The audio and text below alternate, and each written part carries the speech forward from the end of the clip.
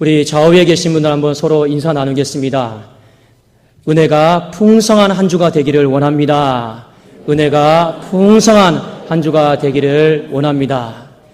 제가 새벽에도 말씀드렸는데 풍성자에다가 좀 악센트를 좀 둬야 돼요. 어떻게 하냐? 은혜가 풍성한 한 주가 되기를 원합니다. 그래야지 더 풍성해 보이잖아요. 다시 한번 우리 좌우에 계신 분들 인사하겠습니다. 은혜가 풍성한 한 주가 되기를 원합니다. 기도하겠습니다. 하나님 아버지, 이렇게 아름다운 찬양으로 하나님 앞에 영광 돌릴 수 있으니 진심으로 감사를 드립니다.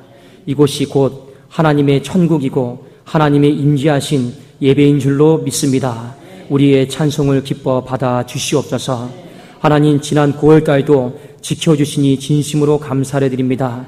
머리털 하나 상치 않게 하시고 우리에게 새로운 한 달을 주셨사오니 이번 한 달도 내 힘과 능력으로 살아가지 않게 해주시고 더 무릎 꿇고 겸손하게 주님 의지하는 마음으로 살아가게 하여 주시옵소서. 하나님, 10월달은 열매의 계절입니다. 또 명절은 가족들이 하나 되는 날입니다. 하나님, 10월달에 우리 독산동 교회 모든 성도들도 하나 되어지게 하여 주시고 많은 열매와 결실을 얻게 하여 주시옵소서. 특별히 명절 기간 동안 성도님들 외로움 당하지 않도록, 홀로 있지 않도록, 아프지 않도록 하나님께서 강권적인 손으로 붙잡아 주시고 보호하여 주시옵소서. 이 시간 말씀 듣겠사오니 아버지여, 귀로 듣지 않게 하시고 머리로 듣지 않게 하시고 내 마음을 열고 심령으로 말씀을 아멘하고 받아들일 때 30배, 60배, 100배 살아있는 말씀의 결실을 보게 하여 주시옵소서. 감사드리오며 주 예수 그리스도의 이름으로 기도드리옵나이다. 아멘. 오늘은 명절이 되었으니라고 하는 말씀을 가지고 여러분들과 함께 은혜를 나누고자 합니다. 이제 이 예배가 마치면 다 고향으로 가고 또 흩어지겠죠. 근데 유난히 또 빨간 날이 많은 날입니다. 이 빨간 날이 많은데 어떤 사람은 이번에 좀 많이 쉬어야겠다 이런 사람도 있지만 어떤 사람은 이 빨간 날이 많은 만큼 벌써 머리가 아픈 사람도 있을 거예요. 왜냐, 특히 며느리들은 이렇게 전을 붙여야 되고 고생해야 되고 또 어떤 사람들은 가족끼리 만나야 되는데 이 가족끼리 다 오손도손 화목하면 좋으련만 또 어떤 또 친척들은 또 불편한 친척들도 있잖아요. 그러니까 이 명절이 되면 스트레스를 받는 사람들이 참 많이 있는 것 같습니다.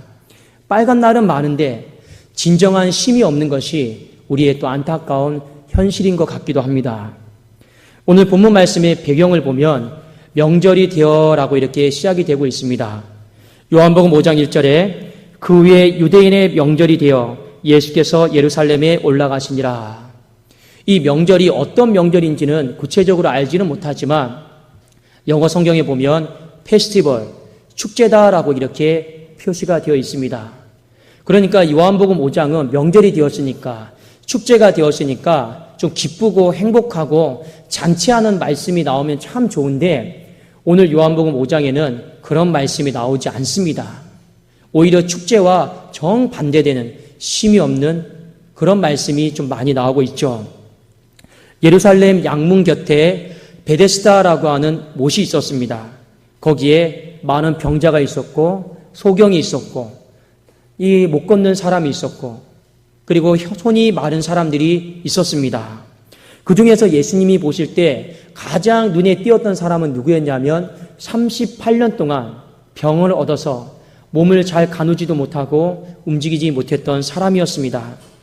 여기에 있는 모든 사람들이 나름대로 이 육체의 쉼을 얻기 위해서 무엇을 했냐면 전에 내려오는 한 가지 미신적인 방법을 의존을 했습니다. 4절 말씀에 보면 천사가 언제인지는 모르지만 내려와서 그 베데스다 못에 물을 이렇게 한번 동하면 그 동하는 순간에 누구든지 제일 먼저 그 연못에 들어가는 사람은 어떤 병이든지 다 낫는다라고 하는 그런 약간 전설 따라 삼천리 이 미신이 있었던 것 같습니다. 오늘 성경 말씀을 통해서 이 방법이 맞냐 틀리냐 그것을 논하기 위한 것이 아니고 얼마나 그들의 삶이 목말라 있었으면 쉼에 대해서 육체가 낫기를 원하는 마음속에 목말라 있었으면 경쟁적으로 그 베데스다 못에 들어가려고 애를 썼겠냐라는 것입니다. 미신적인 방법이 옳은 것은 절대 아닙니다. 그런데 이 사람들의 심정은 우리가 한번 헤아려 볼 필요는 있다라는 것입니다. 해도 안 되니까 이 방법을 써보기도 하고 또 이 방법을 써보기도 하는 것이죠. 저도 목사이지만 몇 년 전에 대만을 한번 간 적이 있습니다. 대만을 갔는데 대만의 어떤 특산품, 이 명물이 뭐냐면 이 옥입니다. 옥. 여러분 옥 아시죠? 대만에 가면 옥 목걸이, 옥 팔찌, 별것들이 다 있더라고요. 그래서 이제 가이드가 물건을 좀 팔기 위해서 이 옥에 있는 공장으로 데리고 갔습니다. 근데 입구에 엄청난 큰 옥이 있더라고요. 근데 이런 설명을 합니다. 손님들, 여기 옥을 보십시오. 문지른 곳은 반질반질하죠. 그래서 이 옥은 신비의 옥입니다. 이런 얘기를 하더라고요. 그래서 한번 들어가기 전에 한번 문질러 보세요. 그러면 아픈 곳이 싹 낫습니다. 이 한마디를 딱 하니까 제 마음속에 어떤 마음이 딱 돼 있냐. 사람들이 딱 한 번씩 문질러 보고 그냥 들어갔단 말이에요. 근데 제 몸이 한 가지 지병이 하나 있어요. 그게 뭐냐면 저는 팔목이 여기가 아파요. 왜 아프냐? 너무 군대에서부터 젊은 시절에 컴퓨터를 많이 하다 보니까 이 팔목이 통증이 굉장히 심합니다. 잘 낫지를 않더라고요. 고질병이었습니다. 그래서 제 마음속에 정말 낫고 싶은 마음 하나에 그래도 명색이 목사인지라 사람들이 다 들어가고 나서 혼자 남았어요. 그리고 계속 문질렀어요.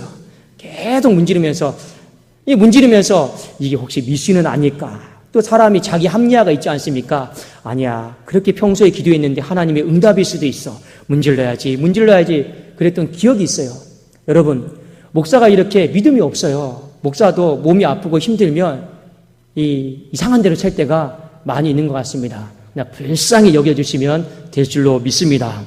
그런데 하물며 38년 동안 몸이 아픈 사람이 있다고 생각을 해보십시오.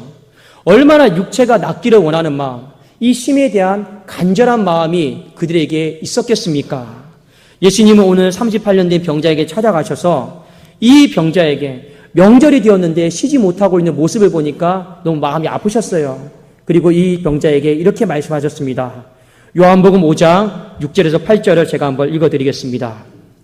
예수께서 그 누운 것을 보시고 병이 벌써 오래된 줄 아시고 이르시되 네가 낫고자 하느냐? 병자가 대답하되 주여 물이 움직일 때 나를 못에 넣어주는 사람이 없어 내가 가는 동안에 다른 사람이 먼저 내려가나이다. 우리 한번 8절 같이 한번 읽어볼까요? 8절입니다. 시작. 예수께서 이르시되 일어나 네 자리를 들고 걸어가라 하시니. 어찌되었든 간에 예수님이 이 병든 사람의 이야기를 듣고 보니까 마음이 너무 아픈 거라요. 왜 아프냐? 이 방법은 하나님의 방법이 아닙니다. 진리의 방법이 아니에요. 그런데 진리가 아닌 것에 그들의 인생을 걸고 있단 말이에요. 진리가 아닌 것에 그들의 마음을 쏟고 있단 말이에요. 이걸 보니까 하나님의 마음이 얼마나 아프겠습니까? 진리가 아닌 것에 자기의 인생에 힘이 있는 줄 알고 거기에 경쟁적으로 달려가는 이 모습을 보고 주님의 마음이 얼마나 아프셨겠습니까? 이 사람들뿐만 아니라 오늘을 살아가는 우리도 마찬가지입니다. 물질의 베데스다에 들어가면 내 인생에 힘이 있을 것이다. 명예의 베데스다에 들어가면, 욕망의 베데스다에 들어가면, 때로는 자식의 베데스다에 들어가면 내 인생에 힘이 있을지도 모른다라고 하는 그 마음속에 살아가는 사람들이 많다라고 하는 것입니다. 그러나 여러분 꼭 기억하십시오. 인생에 있어서 진정한 힘은 예수 그리스도를 만날 때 힘을 얻을 줄로 믿습니다. 그래서 예수님이 마태복음에 수고하고 무거운 짐진 자들아 다 내게로 오라 내가 너희를 쉬게 하리라라고 말씀을 해주셨습니다. 헛된 곳에 가서 시간과 물질과 마음을 빼앗겨서 힘을 얻으려고 하지 마시고 어렵고 힘들 때마다 더욱 주님 앞에 나와서 힘을 얻을 수 있기를 주의 이름으로 축원합니다. 오늘 예수님은 38년 된 병자를 고치시면서 단순히 병고침으로 끝내지 않으시고 다시 한번 그 병자에게 찾아오셔가지고 이렇게 말씀하셨습니다. 요한복음 5장 14절에 그 후에 예수께서 성전에서 그 사람을 만나 이르시되 보라 네가 나았으니 더 심한 것이 생기지 않게 다시는 죄를 범하지 말라 하시니. 다시는 더 심한 것이 생기지 않도록 죄를 범하지 말라라고 말씀하셨습니다. 이 말씀을 하신 것은 굉장히 중요한 의미가 있습니다. 이 병자가 어떤 죄를 지었는지는 성경은 지금 가르쳐주고 있지 않습니다. 그런데 예수님이 이 병자에게 하신 말씀은 한 가지예요. 네가 38년 동안 쉬지 못했던 것은 다른 어떤 것이 아니고 죄 때문에 쉬지 못했다라는 것을 가르쳐주고 싶었던 것입니다. 여러분, 창세기 3장 말씀에 보면 인생이 죄로 말미암아 쉬지 못하고 수고하는 모습이 나와 있습니다. 우리가 이 말씀을 한번 살펴볼 필요가 있는데 창세기 3장 16절에서 17절 말씀입니다. 우리 한번 다 같이 찾아서 읽어보도록 하겠습니다.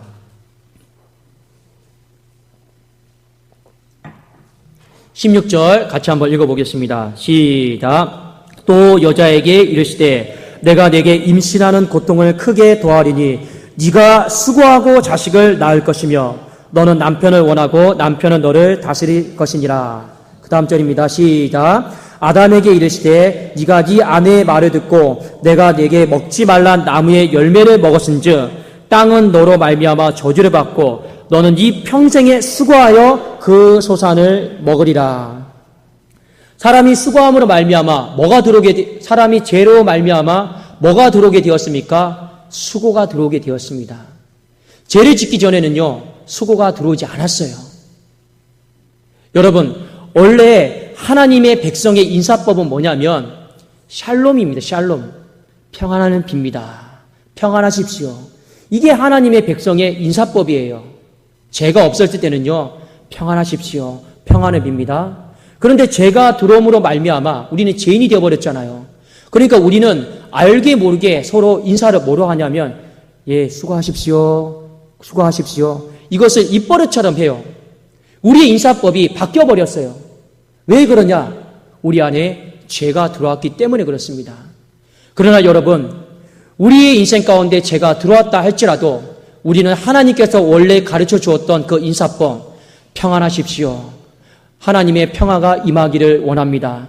이 샬롬의 인사법을 우리는 마음속에 기억하고 한번 좌우에 계신 분들에게 서로 인사하겠습니다. 평안을 빕니다. 평안을 빕니다. 이게 하나님 나라의 백성의 인사법이에요. 사람이 죄로 말미암아 이제는 모든 것들을 땀을 흘려야지만이 고통이라고 하는 대가를 지불해야지만이 열매를 얻을 수가 있게 되었습니다. 그렇다면 이 죄로 말미암아 사람만 쉬지 못하게 되고 수고하게 되었는가? 성경은 그렇게 이야기하고 있지 않습니다. 이 죄의 문제로 말미암아 하나님도 수고하고 쉬지 못하게 되었더라라고 성경은 가르쳐주고 있습니다. 요한복음 5장 17절 이 말씀을 잘 보십시오. 우리 한번 같이 한번 읽어보겠습니다. 시작. 예수께서 그들에게 이르시되 내 아버지께서 이제까지 일하시니 나도 일한다 하시매. 성부께서 아버지께서 창조 이후로 창세기 3장에 인간이 죄가 들어옴으로 말미암아 창조 이후로 한 번도 쉬지를 못했다라는 겁니다. 한 번도 제대로 안식하지 못했다라는 것입니다. 그리고 예수님께서 뭐라고 말씀하시냐면 아버지도 창조 이후로 한 번도 쉬지 못했는데 아들인 내가 어떻게 쉴 수 있겠느냐? 나도 쉬지 못한다. 그리고 내가 이 땅에 온 것은 일하러 왔다. 어떤 일을 하러 오셨습니까? 십자가를 지러 왔다라는 거죠. 그 십자가를 지기 위해서 그 십자가를 짐으로 말미암아 죄의 문제를 해결하기 위한 그 일을 하기 위해서 내가 왔다. 그 문제를 해결하지 않으면 우리의 인생 가운데는 참된 쉼이 없다라는 것을 말씀을 해 주셨습니다. 여러분, 오늘 요한복음 5장 말씀에 보면요. 어떤 죄를 저질렀는가? 이 구체적으로 나와 있지는 않습니다. 거짓말했는지, 도둑질했는지, 간음했는지, 어떤 명예를 실추시켰는지 구체적인 죄는 나오고 있지는 않은데 요한복음 5장에 보면 하나님이 간접적으로 우리가 갖고 있는 죄에 대해서 말씀하고 있습니다. 그 죄가 무엇이냐? 관계적인 측면에서 죄를 언급을 하고 있다는 거죠. 하나님과 우리 사이에 관계에 있어서 문제가 생겼다. 그 관계적인 측면에서 죄를 언급을 하고 있는데 오늘 예수님께서 38년 된 병자를 고치신 날이 명절 겸 안식일이에요. 이 병자가 고침을 받고 자리를 들고 침상을 들고 일어나 갔는데 유대인들이 트집을 잡기 시작합니다. 요한복음 5장 10절에 보면 유대인들이 병 나은 사람에게 이르되 안식일인데 네가 자리를 들고 가는 것이 옳지 않다. 말이 안 되는 이야기죠. 38년 동안 내가 움직이지를 못했어요. 그런데 내가 그날 고침을 받았단 말이에요. 그러면 여러분 어떻게 하겠습니까? 오늘이 안식일이니까 내가 가만히 있어야지. 이렇게 하겠습니까? 내가 38년 동안 벙어리로 말을 못하고 살았습니다. 그런데 누군가의 도움으로 말미암아 내가 말문이 터지게 되었어요. 그러면 우리는 어떻게 하고 싶습니까? 그렇게 불러보고 싶었던 엄마, 그렇게 불러보고 싶었던 아빠, 사랑해. 말하고 싶잖아요. 오늘이 안식일이니까 입 다물고 있어야지. 이런 사람이 있습니까? 없습니까? 없다라는 것이죠. 그런데 38년 된 병자가 비로소 몸은 자유롭게 움직이게 되었는데 유대인들이 트집을 잡아서 하는 말이 무엇이냐? 오늘이 안식일인데 왜 너는 침상을 들고 움직이느냐? 이 말도 안 되는 이야기를 지금 하고 있는 것입니다. 이때 병자가 이렇게 대답을 합니다. 5장 11절 12절에 보니까 대답하되 나를 낫게 한 그가 자리를 들고 걸어가라 하더라 하니 그들이 묻되 너에게 자리를 들고 걸어가라는 사람이 누구냐 하되 오늘 이 짧은 구절에 가만히 말씀의 포인트를 보면요. 38년 된 병자의 초점은 딱 한 가지입니다. 나를 낫게 한 분은 예수 그리스도입니다. 나를 걷게 하신 분은 예수 그리스도이십니다. 나에게 생명을 주신 분은 주님이십니다. 지금 이 말만 지금 하고 싶은 거예요. 그런데 유대인들은 이거 다 빼버리고 뭐만 말하고 싶냐? 누가 너로 하여금 침상을 들고 걸어가게 하게 하였느냐? 여기에만 집중하고 있다는 것입니다. 계속 대화를 하죠. 나를 낫게 한 분이 그분이십니다. 유대인들은 너를 낫게 한 그분은 상관이 없어요. 도대체 누가 너로 하여금 침상을 들고 자리를 걸어가게 했느냐? 여기에만 집중하고 있다는 것입니다. 여러분, 두 사람이 했던 말이 다 맞아요. 유대인들이 했던 말도 맞고 38년 된 병자가 했던 말도 다 맞습니다. 그런데 왜 똑같은 사건을 두고 서로가 바라보는 시각이 다를까요? 무엇이 관점을 나누게 하였을까요? 이유는 딱 한 가지입니다. 관점의 차이가 발생하게 되는 이유는 무엇이냐면 이 사건에서 예수님과 관계를 맺고 있느냐 없느냐 여기에서 관점의 차이가 발생해 버렸습니다. 38년 된 병자는요 예수님과 지금 좋은 관계를 맺고 있어요. 그러니까 좋은 것만 말하려고 해요. 여러분 그렇지 않습니까? 여러분이 자녀가 어디 가서 잘못을 하고 왔어요. 딱 부모는 들어봤을 때 내 자식이 잘못한 거 알아요. 그런데 어떻게 합니까? 부모와 자녀는 피로 맺은 관계잖아요. 좋은 관계를 맺고 있으니까 어떻게 합니까? 그래도 내 자식이 뭘 잘못했습니까? 잘했다라고 덮어주려고 해요. 왜 그렇습니까? 관계를 맺고 있기 때문에. 그런데 제3자가 관계를 맺지 않고 있는 사람은 그 잘못을 보니까 딱 뭐가 보입니까? 아이고 잘못했구만. 이것만 보이는 거예요. 그러니까 어떻게 합니까? 차갑게 말하죠. 어떻게 합니까? 냉정하게 말을 하는 것입니다. 오늘 성경에서 우리에게 가르치고 있는 한 가지 죄가 있습니다. 38년 된 병자는 예수님과 관계를 맺었어요. 그런데 유대인들은 예수님과 관계 맺기를 거부했습니다. 이 죄에 대해서 예수님이 지금 지적하고 있는 거예요.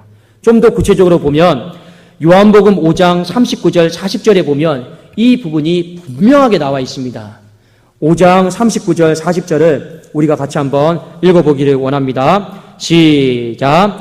너희가 성경에서 영생을 얻는 줄 생각하고 성경을 연구하거니와 이 성경이 곧 내게 대하여 증언하는 것이니라. 그러나 너희가 영생을 얻기 위하여 내게 오기를 원하지 아니하는도다. 유대인들이 성경을 폈어요. 왜 성경을 폈느냐? 영생을 얻기 위해서 성경을 폈습니다. 누가 펴라고 해서 성경을 편 게 아니고 자기네들 스스로가 영생을 얻기 위해서 성경을 폈어요. 그런데 하나님이 뭐라 말씀하시냐? 이 성경은 예수 그리스도에 대해서 증언하고 있고 그분을 만나야지만이 영생을 얻을 수 있다라고 분명히 못 박아놨습니다. 그러면 본인들이 영생을 얻기 위하여서 성경을 폈으면 누구와 관계를 맺고 누구를 만나야 됩니까? 예수 그리스도를 알고 관계를 맺어야 되는 거예요. 그런데 40절에 그러나 너희가 영생을 얻기 위하여 내게 오기를 원하지 아니하는도다. 이게 모순인 것입니다. 영생 얻기 위해서 성경 폈는데 예수 그리스도를 만날 생각은 없는 거예요. 주님과 관계를 맺을 생각은 없는 거예요. 관계를 맺을 생각이 없다라고 하는 것은 어떤 의미냐? 하나 되기를 원하지 않는다라는 것입니다. 예수님이 더 직설적으로 말씀하셨어요. 요한복음 5장 42절에 보면 다만 하나님을 사랑하는 것이 너희 속에 없음을 알았노라. 관계를 맺음에 있어서 가장 중요한 게 무엇이냐? 하나됨에 있어서 가장 중요한 것이 무엇입니까? 사랑이에요. 사랑은요, 물질을 극복하게 합니다. 시간을 극복하게 합니다. 그냥 내가 누군가를 향해서 마음을 열고 사랑하기로 마음을 먹잖아요. 그 관계는, 그 공동체는 엄청나게 쉽게 하나가 될 수가 있습니다. 문제는 무엇이냐? 사랑함 자체가 없다라는 것입니다. 그것 때문에 우리가 하나 되지 못하고 예수 그리스도와 좋은 관계를 맺지 못한다라는 것입니다. 여러분이 가정 가운데 많은 친척들 만날 것입니다. 사랑함으로 만날 수 있기를 주의 이름으로 축원합니다. 교회 안에서도 우리 교회가 정말 진정으로 하나 되기를 원하고 있습니까? 이게 방법으로 되는 게 아니에요. 뭐로 가능하다고요? 내가 사랑하려고 하면 그것만큼 우리가 빨리 하나 되는 방법은 없을 줄로 믿습니다. 마음을 열고 하나님이여 내 안에 사랑을 부어주십시오. 이것을 놓고 계속 기도할 수 있기를 주의 이름으로 축원합니다. 반면에 이 38년 된 병자를 한번 우리가 보기를 원합니다. 이 38년 된 병자는 예수님과 하나 되기를 위해서, 관계를 맺기 위해서 어떤 노력을 했는가를 우리가 살펴볼 필요가 있는데, 예수님이 베데스다 연못에 딱 와서 이 병자를 딱 보자마자 하신 첫 말씀이 무엇이냐면 네가 낫고자 하느냐, 이 말씀을 물으셨어요. 그러면 여러분 어떻게 대답하는 것이 맞습니까? 주님인지 몰라도 제가 낫고자 합니다, 이렇게 말하는 게 맞거든요. 그런데 이 병자는요, 네가 낫고자 하느냐 이렇게 주님이 물으셨는데 어떻게 대답을 했는가를 우리가 한번 잘 살펴볼 필요가 있습니다. 자, 요한복음 5장 7절입니다. 5장 7절 우리 한번 찾아봅시다. 같이 한번 읽어보겠습니다. 시작. 병자가 대답하되 주여 물이 움직일 때 나를 못에 넣어주는 사람이 없어 내가 가는 동안에 다른 사람이 먼저 내려가나이다. 낫고자 하느냐 이렇게 물어보셨는데 지금 대답을 뭐라고 합니까? 낫고 싶다라는 거예요? 안 낫고 싶다라는 거예요? 여러분이 보실 때 낫고 싶은 거예요? 안 낫고 싶은 거예요? 지금 헷갈리시죠? 지금 이 병자는요, 뭘 예수님 앞에 말을 하고 있냐면 길게 잡으면 38년 동안 내가 그렇게 노력을 했는데 나을 수 없는 이유에 대해서 지금 말을 하고 있는 거예요. 네가 낫고자 하느냐? 주님, 38년 동안 이것저것 다 해봤는데 저는 나을 수 없습니다. 낫고 싶은데 나을 수 없는 사람입니다. 지금 이 얘기를 하고 있는 거죠. 이 사람의 머리에는 어떤 생각이 있습니까? 부정적인 생각, 절망적인 생각이 있어요. 근데 이 부정적인 생각, 절망적인 생각이 길게 잡으면 몇 년 되었습니까? 38년 동안 된 거예요. 38년 동안 부정적인 생각 속에 사로잡힌 사람, 38년 동안 절망적인 생각에 사로잡힌 사람이 바로 이 사람이었습니다. 그런데 그 다음에 예수님이 8절에 이렇게 말씀하셨습니다. 자리를 들고 일어나 걸으라 했습니다. 그런데 참 놀라운 일이 벌어졌어요. 이 병자는 자기의 생각을 다 내려놓고 자리를 들고 일어나 걸었습니다. 이 병자가 잘한 것이 무엇입니까? 38년 동안 자기가 갖고 있었던 부정적인 생각, 이 절망적인 생각을 말씀과 하나 되기 위해서 내려놨다라는 거예요. 그러니까 좋은 관계를 맺고 그의 인생에 쉼이 찾아온 줄로 믿습니다. 여러분, 말씀과 하나 되기 위해서 노력할 수 있기를 주의 이름으로 축원합니다. 우리가 그러면 오늘 말씀을 통해서 어떻게 하면 말씀과 하나가 될 수 있을까? 두 가지를 여러분들에게 적용점으로 말씀을 드리고 싶습니다. 첫 번째는 무엇이냐면 자기 생각을 내려놓으십시오. 자기 생각을 내려놓지 않으면 절대로 하나가 될 수가 없습니다. 내 생각을 내려놓지 않고 10년, 20년, 100년을 기도해도 우리는 하나가 될 수가 없습니다. 추석날 많은 친척들, 가족들 만나죠. 오손도손 만나라고, 서로 웃으면서 만나라고 허락해 주신 명절인데 이상하게 추석 명절이 지나면 싸우고 이혼하고 칼부림 나고 이상한 뉴스들이 많이 일어나고 있습니다. 모든 이런 것들이 왜 일어나냐면 다 대화를 통해서 일어난 거죠. 대화를 하다 보니까 조금만 내 생각을 좀 내려놓고 상대방의 생각에 맞춰주면 행복한 가정을 만들 수 있고 하나된 가정을 만들 수가 있거든요. 근데 우리는 대화를 하다가 또 이렇게 반복되는 대화를 합니다. 아버지는 맨날 부정적이에요. 아버지는 맨날 그렇게 말씀하세요. 그러니까 안 바뀌는 거예요. 우리 보통 이렇게 합니다.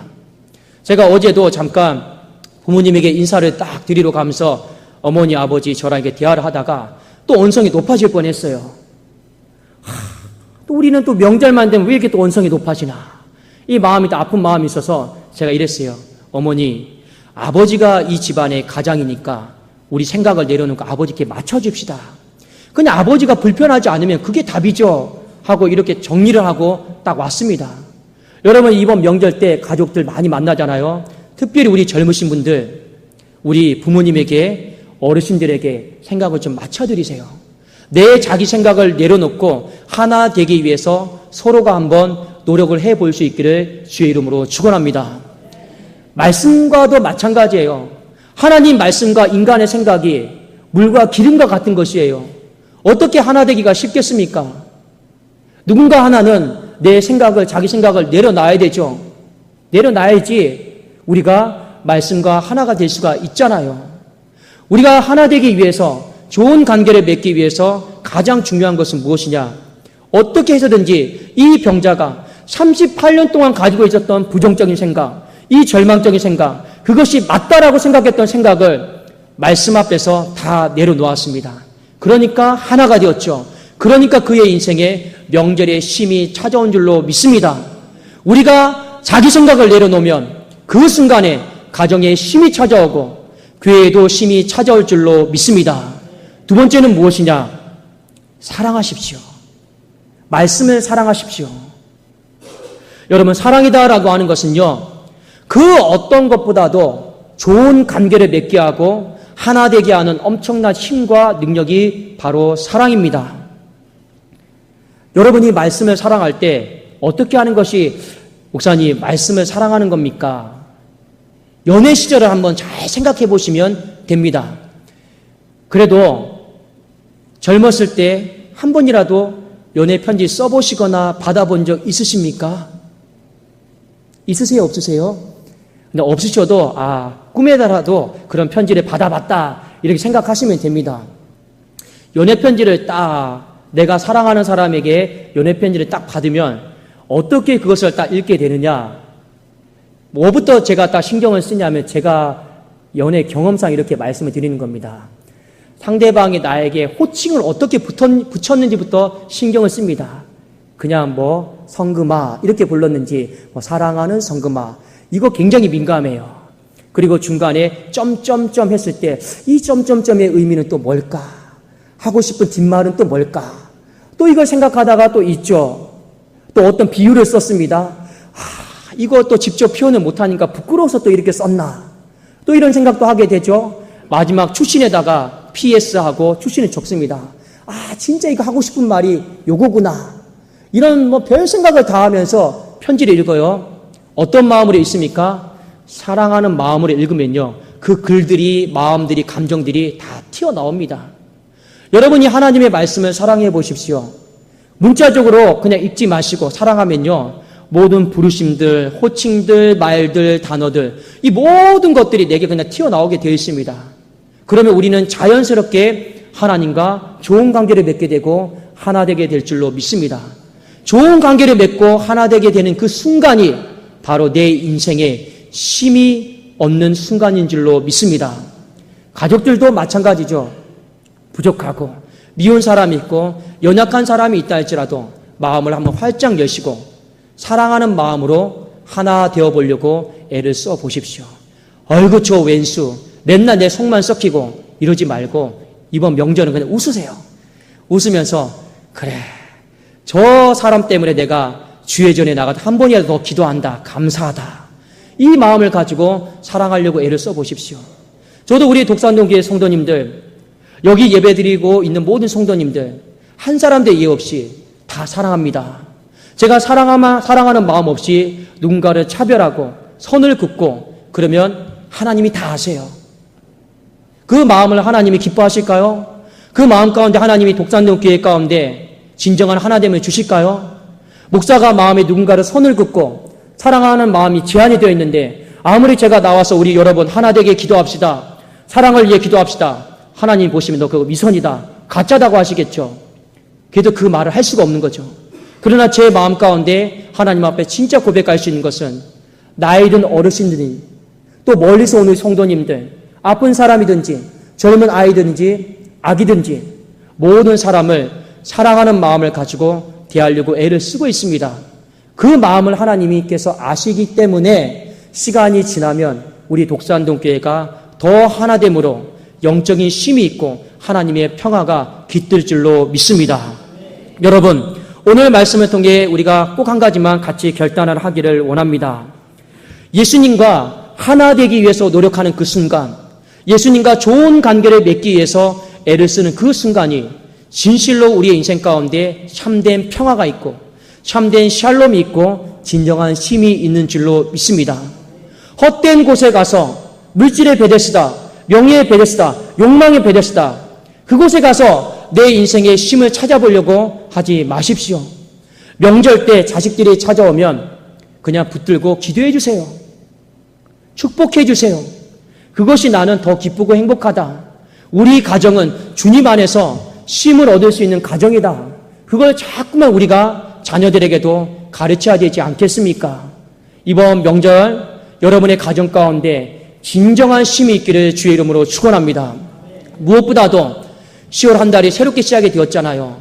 이 한 달도 주님과 좋은 관계를 맺으면서 주님과 정말 하나 되기 위해서 노력하면서 한 달도 하나님이 신앙 가운데 사업장과 직장 가운데도 진정한 평화, 쉼, 우리에게 축복으로 허락해 주시기를 예수 그리스도의 이름으로 축원합니다.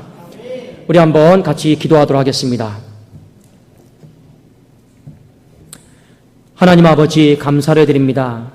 헛된 곳에서 내 마음 쏟지 않게 하여 주시옵소서. 비본질적인 것에서 내 마음을 쏟고 평안을 찾지 않게 하여 주시옵소서. 하나님 이제는 수고하십시오. 이런 인사가 아니라 평안하십시오. 하나님께서 당신에게 평안을 주실 것입니다. 이 믿음의 인사가 우리의 가정과 교회와 사업장과 나라 가운데 충만하게 하여 주시옵소서. 하나님 주님과 더 좋은 관계를 맺기 위해서 하나됨을 이루기 위해서 힘써 노력하고 애를 쓰는 우리가 되어지기를 원합니다. 내 생각을 다시금 또 내려놓고 또 내려놓게 하여 주시옵소서. 내 마음속에 성령 충만함으로 사랑하는 마음을 부어 주시옵소서. 그리하므로 이번 명절 그 어느 때보다도 우리가 웃고 오순도순하고 하나 되어지는 쉼이 있는 우리의 가정이 될 수 있도록 축복하여 주시고 이 명절 그 어느 때보다도 10월달 우리 교회가 더 하나 되어지고 충만한 은혜가 있게 하여 주시옵소서. 감사드리오며 주 예수 그리스도의 이름으로 기도드리옵나이다. 아멘.